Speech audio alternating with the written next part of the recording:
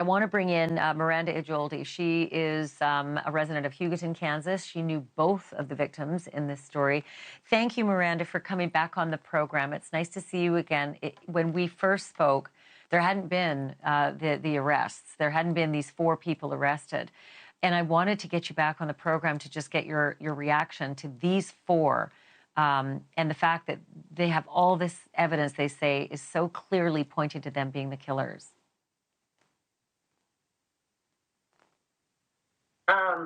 I think my biggest reaction is that I expected there to be a large number of people arrested. I expected it to be Grandma and her boyfriend. I didn't know who else it was going to be, but I did think that there would be more than just 2 people. It's hard to pull that kind of thing off in this part of the country and not get seen. Yeah, and certainly if the authorities are to be believed, this really was an intricate plan.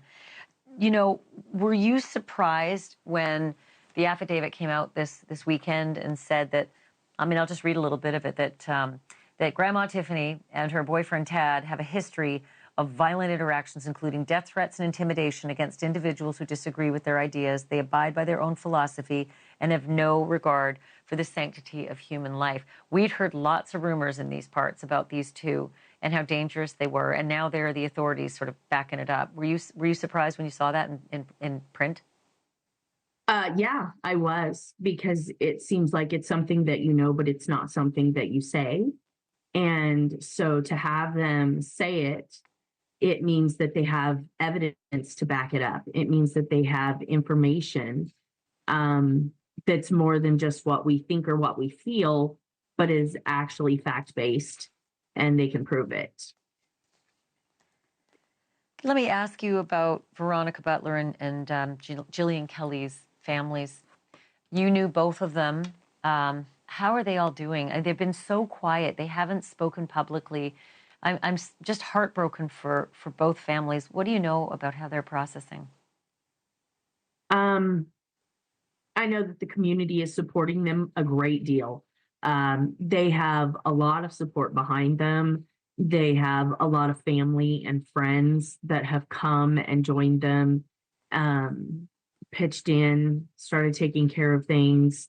I know that they're hurting. I would be lying if I didn't say that, but I think that the fact that they are being supported, they're able to start moving through their grief process, and they're starting to understand what's going on, and it's sad.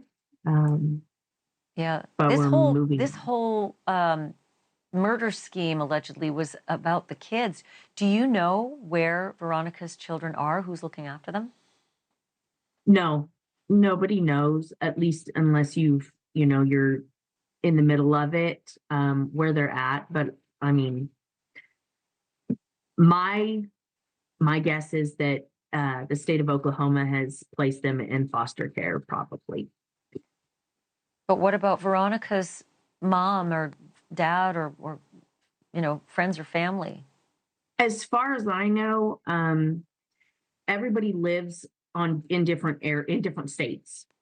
Nobody in Veronica's family actually lives in the Oklahoma area right now. And so Oklahoma wouldn't hand them over immediately. There's court processes and things that have to take place before they can pass them over state lines.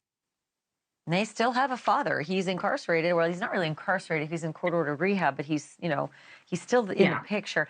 And then real quickly about Jilian Kelley's. I don't know anything about her family. Does she have children?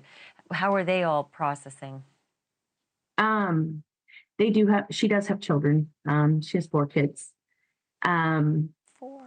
And they're starting to return to school, return to normal life and function. Heath has started going back to the church and doing things. And again, the community is there. The community is supporting them and trying to do the best. How old are her kids, Miranda? How old are Jilian's kids? They're high school and junior high aged.